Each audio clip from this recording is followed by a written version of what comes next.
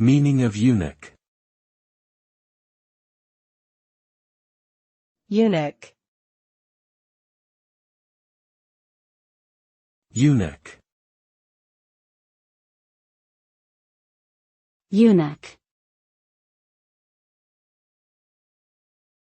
Eunuch.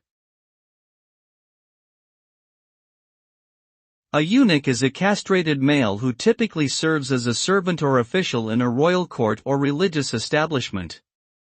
The practice of castration was widespread in many ancient cultures, and it was believed that eunuchs would be more trustworthy and loyal since they would not be able to have children of their own.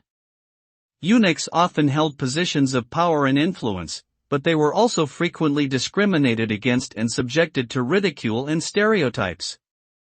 Today, the term is often used figuratively to describe someone who is powerless or emasculated.